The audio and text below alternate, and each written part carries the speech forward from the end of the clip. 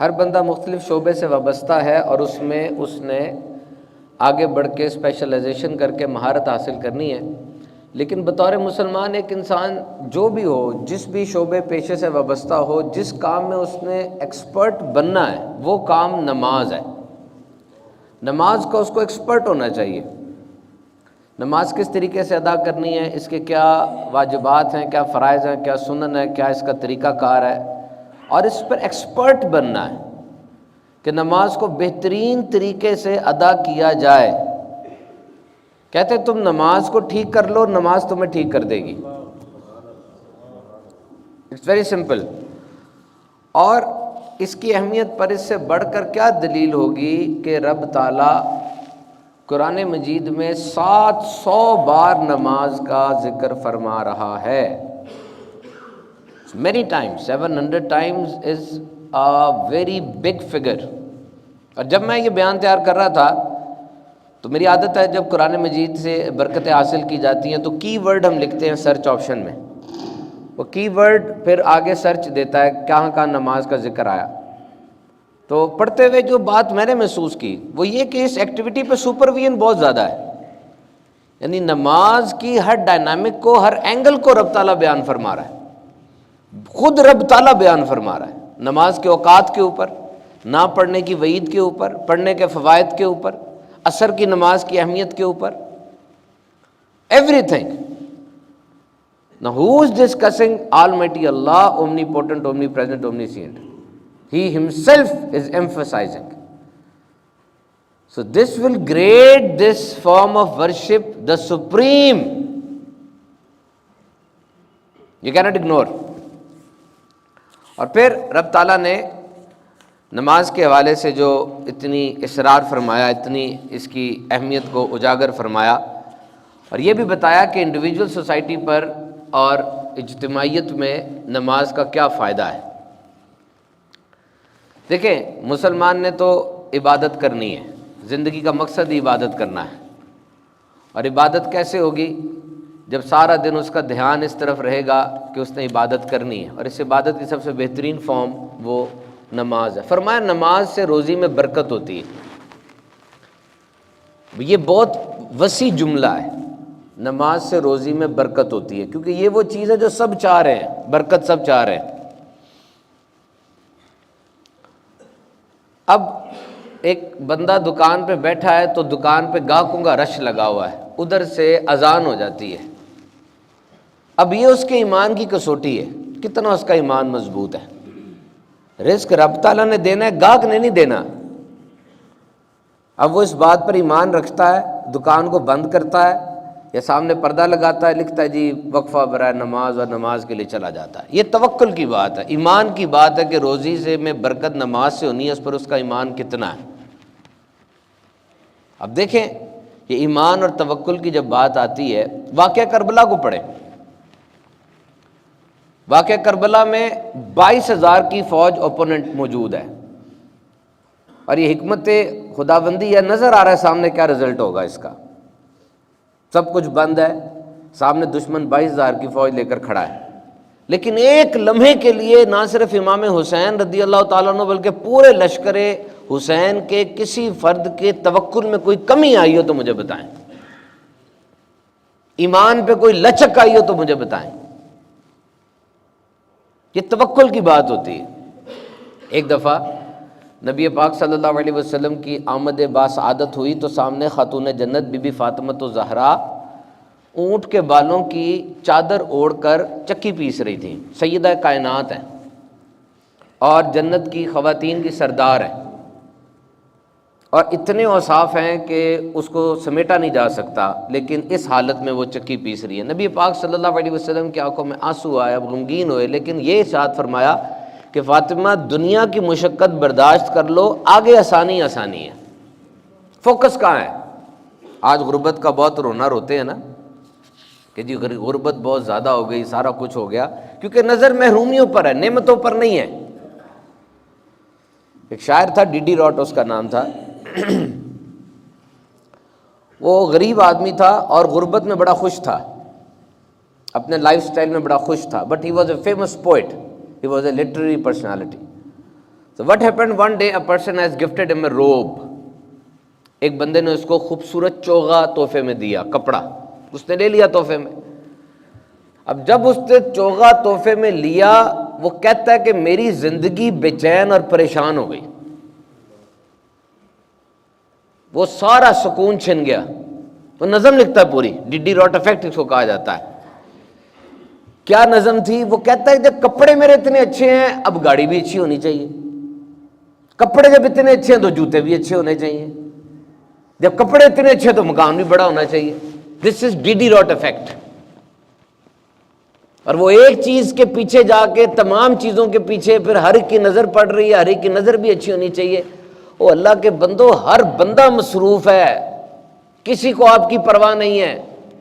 آپ بڑے departmental store میں جاتے ہیں، آپ کو لگتا ہے ہر بندہ آپ کو دیکھ رہا ہے. اس کو انگلش میں کہتے ہیں spot light effect, flash light effect. Spot light ہوتی ہے نا، جب بندہ ایسے بیچ میں آتا ہے اس کے اوپر لائٹ پڑتی ہے ایسے کر کے، آپ کو لگ رہا ہے ساری لائٹیں آپ کی طرف ہیں، وہ کسی کو آپ کی پرواہ نہیں ہے. ایک سیکنڈ کے لیے اس نے آپ کو دیکھا، وہ بھی اس لیے کہ ٹکر نہ مار دیں آپ آگے، باقی اس کو کوئی غرض نہیں ہے آپ سے. بندے بڑے مصروف ہیں. تو ڈیڈی راٹ لکھتا ہے کہ جناب میں تو بڑا پریشان ہو گیا اور سارا میرا سکون چھن گیا. تو یہ یاد رکھے کہ چھوٹی چھوٹی باتوں پہ نیک اعمال کر کے ہم نے انہیں سمیٹنا ہے اور پھر ساتھ لے کر جانا ہے. اب کوئی کہ جی میرے پاس تو کروڑ روپیہ نہیں ہے، میں تو مسجد نہیں بنا سکتا، میں نیکی کیسے کروں گا؟ یا میرے پاس تو اربوں روپے نہیں ہے، میں 10-12 جناب جو ہے وہ مدرسے بنا دوں، جامعات بنا دوں. تو یہ دین اسلام کے اندر ٹنل بھی نہ رکھے. اسلام تو اتنا بہترین مذہب ہے کہ آپ بیٹھے ہیں اور بیٹھ کے اپنی زوجہ کو مسکرا کے دیکھیں، صدقے کا ثواب مل جاتا ہے. امام راضی حدیث نقل کرتے ہیں کہ ایک بندہ بڑا گناہ گار تھا، رب تعالیٰ نے اسے معاف کر دیا. وہ کہتا مالک میری کون سی ایسی بات تھی جس پہ تیرا یہ رحم اور کرم یہ جوش میں آیا؟ کہا تو رات کے اندھیرے میں جا رہا تھا، یاد کر تو نے رستے میں ایک پتھر دیکھا تو پتھر ہٹا دیا، یہ کہہ کے کہ بندے کو لگ نہ جائے. کہتا وہ تو بڑی پہلے کی بات ہے مالک. کہ دیکھ تو رات کے اندھیرے میں میری مخلوق کا خیال کر رہا ہے تو میں تیرا خیال نہیں کروں گا؟ اس کا نام ہے یا خبیرو، خبر رکھنے والا. تو اس سے بڑھ کر کون خبر رکھے گا؟ دل میں اٹھنے والے وسوسے سے بھی باخبر ہے نا. نیکی کو چھوٹا سمجھ کے کبھی اگنور نہ کرنا، یاد رکھنا. کسی کو مسکرا کے دیکھنا، سلام میں پہل کرنا، پتھر ہٹا دینا، کتنا ٹائم اور کتنا سرمایہ چاہیے اس میں مجھے بتاؤ آپ. جب کوئی سلام میں پہل کرتا ہے 90 رحمتیں اس کے لیے ہیں، جو جواب دیتا ہے 10 رحمتیں اس کے لیے. کہو السلام علیکم، تمہیں 10 نیکیاں مل جائیں گی. السلام علیکم ورحمۃ اللہ 20 مل جائیں گی. السلام علیکم ورحمۃ اللہ وبرکاتہ 30 نیکیاں تمہیں مل گئی. کھاتے بھرے جا رہے ہیں. تو ڈونٹ اگنور نہیں کرنا.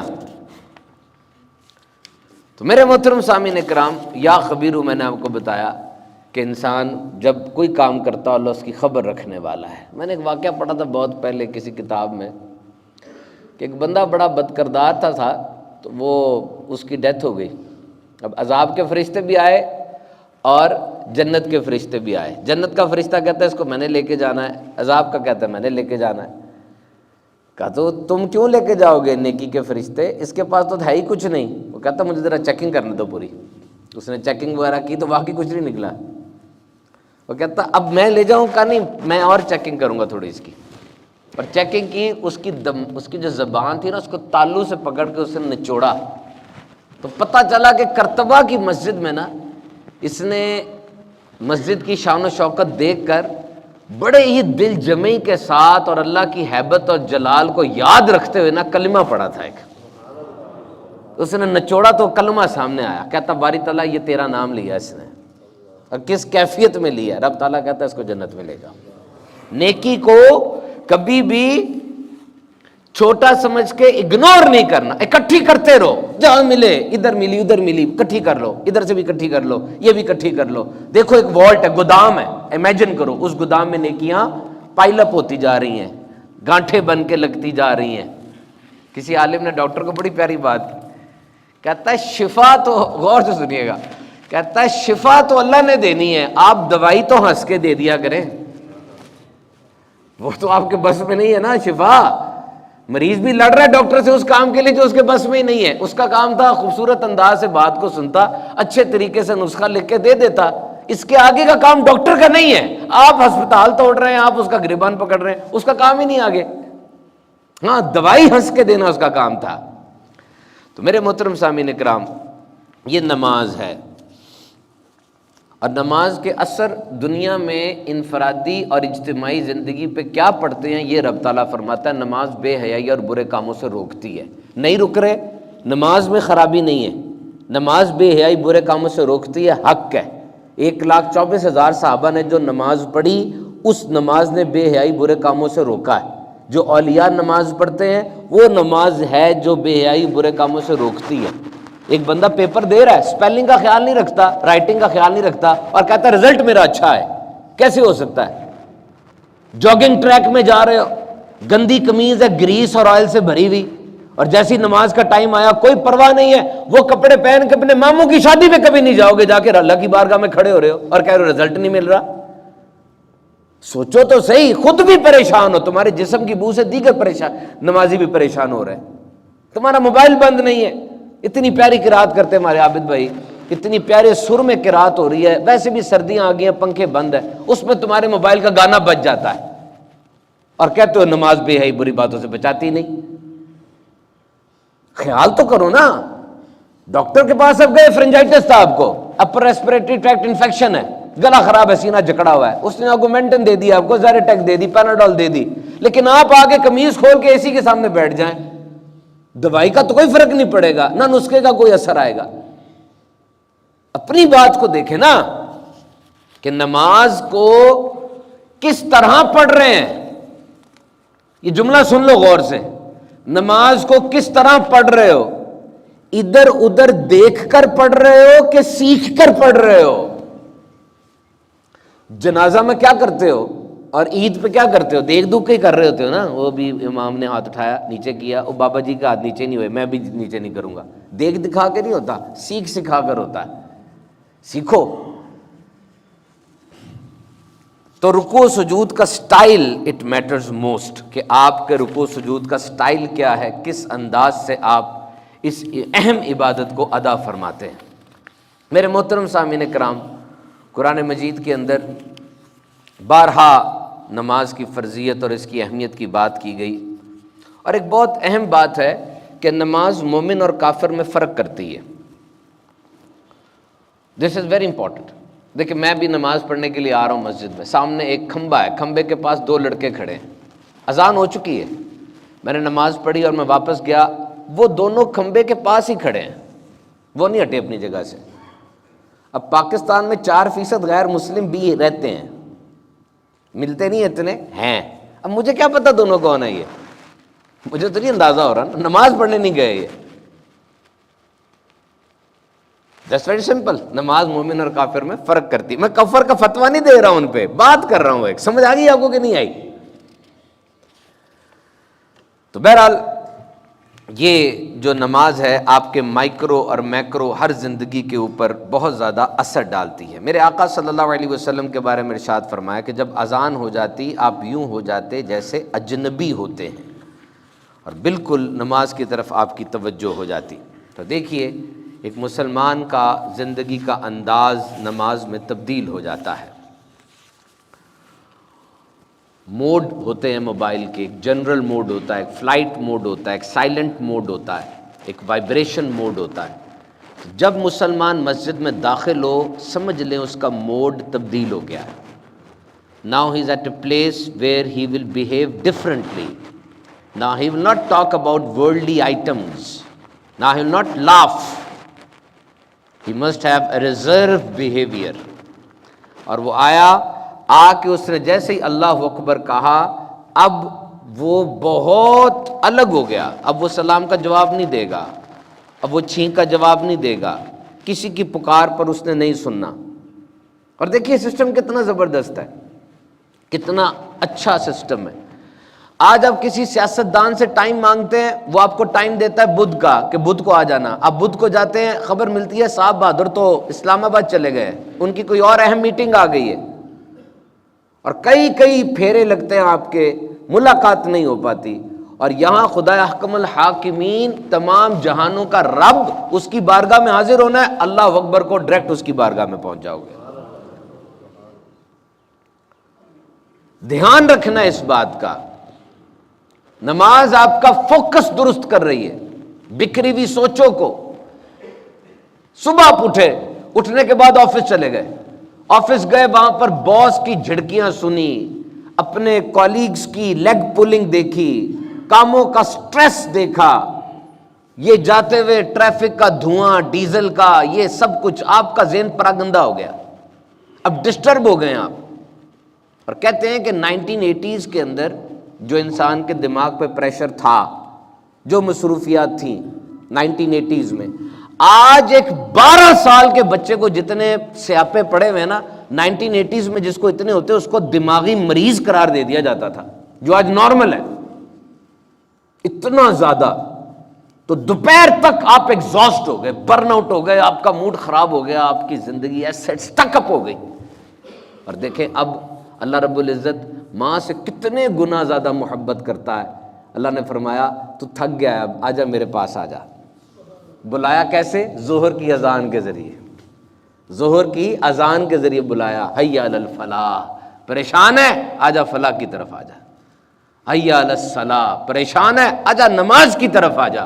اور وہ بندہ آتا ہے، آگے پہلے وضو کرتا ہے. ایک ماہر نفسیات کہتا ہے کہ وہ بندہ جو دماغی پریشانیوں سے لڑ رہا ہے، suffering from psychological disorder, he's suffering from mental illness, just analyze that person health before ablution, then order him to perform ablution in accordance with the rules prescribed.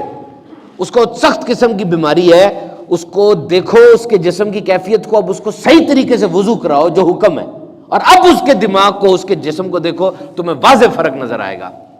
کیونکہ یہ وضو ہے، پاکی وہ جس کا رب نے فرمایا، انداز وہ ہے. وضو میں کئی جگہوں پہ آپ پانی لگاتے ہیں جہاں عام دنوں میں، عام وقت میں آپ پانی نہیں لگا رہے ہوتے، اور اب اس کو نماز کے لیے کھڑا کرو. وہ بندہ ڈائریکٹ اللہ کی بارگاہ میں پہنچ گیا، اور اب وہ نماز کے لیے پڑھتا ہے. رب تعالیٰ فرشتوں کو کہتا ہے اس کی ساری برائیاں لے لے، اس کے گناہ لے لے، میری بارگاہ میں کھڑا ہی ہے، ابھی تو لے لے.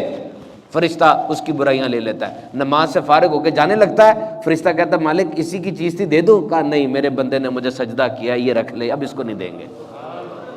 دھل جاتا ہے. فرمایا جس کے گھر کے باہر دریا ہو، نہر موجود ہو، 5 بار اس میں غسل کرے، کوئی میل باقی رہے گا؟ صحابہ نے عرض کی یا رسول اللہ نہیں رہے گا. کہا بس یہی مثال 5 نمازوں کی ہے، یہی مثال 5 نمازوں کی ہے. تو میرے محترم سامعین کرام، کتنی پیاری عبادت ہے یہ نماز. اور دیکھو ماؤنٹ ایورسٹ پہاڑ یہ 29,000 فٹ پہ کھڑا ہے، سجدہ نہیں کر سکتا، جھک نہیں سکتا. وہ بیل جو آپ لے کر آتے ہیں، بہت بڑا بیل قربانی میں، رکوع وہ بھی نہیں کر سکتا، اس کے جسم کی انجینئرنگ ایسی نہیں ہے. پہاڑ بھی تن آور کھڑا ہوا ہے، اس کو جھکائیں گے ٹوٹ جائے گا. اور اب اپنی شکل پہ، اپنی صورت پہ، اپنے جسم کی انجینئرنگ پہ غور کیجئے. آپ جب نماز ادا کرتے ہیں، کبھی قیام میں کھڑے ہو کے اس کی حمد کا بیان کرتے ہیں، کبھی رکوع میں جا کے اس کی پاکی بیان کرتے ہیں، کبھی سجدے میں جا کے اس کے اعلیٰ ہونے کا اقرار کرتے ہیں، اور پھر اتحیات بیٹھ کے اس کے حبیب پہ درود بھیج لیتے ہیں. کتنی پیاری عبادت ہے، ہر اینگل سے آپ یہ عبادت پرفارم کر رہے ہیں. نماز یہ ایک لذت والا کام ہے، نماز لطف دیتی ہے، وجود کی ریکوائرمنٹ ہے. ایک انسان کھانا صحیح کھا رہا ہے، پانی صحیح پی رہا ہے، اور عبادت نہیں کر رہا، وجود اس کا کبھی بھی سکون میں نہیں رہ سکتا. کیونکہ وجود کا سکون الا بذکر اللہ تطمئن القلوب، بے شک دلوں کا چین تو اللہ کی یاد میں ہی ہے. اور اللہ کی یاد میں جتنے اذکار و ذکر ہیں، ان سے کسی نے پوچھا جناب مرد کے لیے کوئی وظیفہ دیں، کوئی تعویذ دیں، سمجھ لو سب سے بڑا وظیفہ اور تعویذ یہ 5 وقت کی نماز ہے. اس کے بغیر تمہیں کبھی بھی سکون نہیں مل سکتا. اور وہ بندہ جو اپنی صبح کا آغاز بغیر نماز کے کر رہا ہے، اس کی زندگی میں روشنی نہیں ہے. سورج نکل آیا ہے، زمانہ روشن ہو گیا ہے، اس کا باطن اندھیرا ہی ہے ابھی تک، اس کے باطن میں روشنی نہیں آئی. کیوں؟ اس لیے کہ یہ نماز یہ معراج کا تحفہ ہے، تحفہ دینے والا خود رب کائنات ہے اور اپنے حبیب کے ذریعے تحفہ دے رہا ہے۔ اہمیت چیک کرو اس کی کتنی ہے۔ کوہ طور پر جب حضرت موسیٰ علیہ السلام نے جا کر یہ عرض کی تھی، مالک ایک تجلی آئی اور پورا طور سرما بن گیا، فرمایا جب میرا بندہ نماز میں کھڑا ہوتا ہے، اس امت کا بندہ 70 ایسی تجلیاں اس کے اوپر میں نازل کرتا ہوں۔ تو سوچی تو صحیح، اللہ کی زمین میں رہتے ہیں، اللہ کے آسمان کے نیچے زندگی بسر کرتے ہیں، اس کا دیا ہوا رزق کھاتے ہیں اور اس کی عبادت ہی نہ کریں، اور پھر کیا ہوتا ہے جب اس کی لاٹھی جو بے آواز ہے وہ حرکت میں آتی ہے نا، پھر تجوری میں کروڑ روپیہ پڑا ہوتا ہے لیکن وہ کہتا تجھے کھانے کچھ نہیں دوں گا، ڈبہ روٹی تک نہیں تو کھا سکتا۔ اور وہ خود قرآن میں کہتا ہے تو کیوں بھاگتا ہے مجھ سے، کیوں بھاگتا ہے دور، یا ایھا الناس غرک، کیوں بھاگتا ہے دور مجھ سے، تجھے مجھ سے بڑھ کر کوئی رحم کرنے والا آقا مل گیا۔ آؤ تو صحیح دیکھو کتنا لطف آتا ہے سجدے میں اور کتنا لطف آتا ہے اس تمام کام میں۔ اور یاد رکھیے نماز کے مختلف جو ارکان ہیں اس میں ایک رکن سجدہ ہے، دس از ویری امپورٹنٹ۔ سجدہ کتنا اہم ہے، اصل میں انسان کا جو کرکس ہے نا وہ چہرے پر ہے، یہ یاد رکھنا، اصل انسان چہرے پر ہے۔ اگر انسان گر جائے، ایکسیڈنٹ ہو، آپ ایمرجنسی میں جاتے ہیں تو ڈاکٹر بھی سب سے پہلے چہرے کو بچانے کی کوشش کرتا ہے، یہ اہم ترین ہے نا، آنکھیں اس میں 578 میگا پکسل پر آپ کی آنکھ کام کرتی ہے کوئی کیمرہ ایسا، فوکس چیک کریں، وہ دور دیکھ رہا ہوں میں نظر آ رہا ہے، ایک دم قریب دیکھ رہا ہوں نظر آ رہا ہے۔ آنکھ، زبان، 10,000 ٹیسٹ برڈز ہیں اس کے اندر۔ تھوک، جب کھانا تھوک کے ساتھ ملتا ہے پھر ان ٹیسٹ برڈز کے اندر ایبزارب ہوتا ہے، ٹیسٹ کریٹ ہوتا ہے۔ تھوک اتنا اہم ہے، منہ کو جراثیموں سے بچا رہا ہے، زبان کی حفاظت کر رہا ہے، جو ذائقہ آپ کو آ رہا ہے اس ذائقے کے اندر مدد دے رہا ہے۔ اور یہ کان میں ایک ہڈی ہے اسے کہتے ہیں سٹیپس، یہ 2 ملی میٹر کی ہے۔ 2 ملی میٹر کتنا ہوتا ہے؟ اتنا سا۔ کان کا کام صرف سننا نہیں ہے، انسان کا بیلنس کام رکھنا بھی ہے۔ کان خراب ہو جائے انسان کو چکر آنے لگ جاتے ہیں، کتنا اہم ہے۔ اور پھر دماغ یہاں پر موجود ہے، اور یہ نوسٹرلز ہے جہاں سے سانس اندر جا رہا ہے۔ انسان کے 37 کھرب خلیے ہیں، 37 ٹریلین خلیے، ان سب کو آکسیجن چاہیے اور ناک کے ذریعے اندر جاری ہوتی ہے۔ کتنا اہم ہے یہ چہرہ۔ اور 2022 میں کاسمیٹک انڈسٹری اور میک اپ انڈسٹری کا جو بجٹ ہے وہ تقریباً $584 بلین ہے اس مکھڑے کو سنوارنے کے لیے، میک اپ، کریمیں، چیزیں۔ اور شان نہیں ہے کہ انسان جب نماز میں کھڑا ہوتا ہے یہی چہرہ جو اس کو سب سے عزیز اور سب سے اہم ہے رب کی بارگاہ میں زمین کے اوپر رکھ دیتا ہے، عاجزی کا اظہار کرتا ہے، اور پھر ایک دفعہ رکھ کے پھر اٹھتا ہے، پھر زمین پہ نیچے رکھ دیتا ہے۔ اور سجدہ، اللہ تو ہم سے بہت قریب ہے ہر وقت، ہم اللہ سے دور رہتے ہیں۔ جو سجدے میں جائیں نا تب قربت سب سے زیادہ ہوتی ہے، غنیمت جانے کتنے سجدے کرتے ہیں اب دن میں مجھے بتائیں، اور کتنے میڈیکل بینیفٹس ہیں اس کے۔ یہ جو سجدہ ہے یہ ڈائیو کی ایک صورت ہے، منی ڈائیو کہتے ہیں اس کو۔ ڈائیو نہیں کرتا سوئمر، سر نیچے کر کے جاتا نا، یہ منی ڈائیو ہے، اسی طرح کا آپ کا ہاتھ ہے، ویسا ہی آپ کا سر پڑا ہوا ہے۔ سجدے میں مقصد ہی اللہ کی رضا حاصل کرنی ہے، لیکن یہ ڈائیو کی صورت ہے، اٹس این ایکسرسائز۔ اور دن میں کتنی پوزیشن آپ اختیار کرتے ہیں، بیٹھتے ہیں، کھڑے ہوتے ہیں، لیٹتے ہیں، آپ کا دماغ دل کے نیچے کبھی نہیں آتا، دل نیچے دماغ اوپر، ایسا ہی ہے نا۔ سجدے میں یہ واحد سچویشن بنتی ہے، دل اوپر ہو جاتا ہے، دماغ نیچے ہو جاتا ہے، بنتی ہے نا۔ اب دل کا خون وہ گشز ٹورڈز یور برین، خون کا دوران بڑھتا ہے، اس کا فلو بڑھتا ہے دماغ کی طرف، سینسز تیز ہوتی ہیں۔ اور پھر یہ سارا دن جو آپ گھومتے پھرتے ہیں نا، آپ کے جسم میں انتہائی خطرناک شعاعیں پیدا ہو جاتی ہیں، تکبر کی، غرور کی، آپ کا central nervous system over saturate کر جاتا ہے۔ اور جب یہ سر آپ زمین کے ساتھ لگاتے ہیں یہ گندی لہریں عاجزی اور ہمدردی کے جذبے کی وجہ سے زمین میں جذب ہو جاتی ہیں۔ It has a deep psychological impact. تو اسی لیے تو پوچھا کسی صحابی سے کہ بتائیے میں نے جلدی جنت میں جانا ہے، اللہ کے قریب ہونے کا کوئی خاص عمل بتائیے۔ صحابی نے 3 مرتبہ خاموشی اختیار کی اور پھر کہا زیادہ سجدے کیا کرو، ہر سجدے پہ اللہ ایک درجہ بلند کرے گا، ایک گناہ کو مٹا دے گا۔ اور قیامت پہ اگر چاہتے ہو کہ نبی پاک صلی اللہ علیہ وسلم کا قرب ملے، سجدے کرو۔ ربیہ کو حضور نے ایک دفعہ فرمایا تھا، یہ شان رحمت جوش میں آئی تھی، ربیہ جو چاہتا مانگ لے، کہا حضور مجھے کچھ نہیں، جنت میں آپ کا ساتھ چاہیے۔ حضور نے فرمایا سجدے کے ذریعے میری مدد کر۔ تو جتنا ہو سکے نماز کو ڈسپلن کے ساتھ ادا فرمائے، سجدے کرے۔ اللہ تعالی ہم سب کی عبادات قبول و منظور فرمائے۔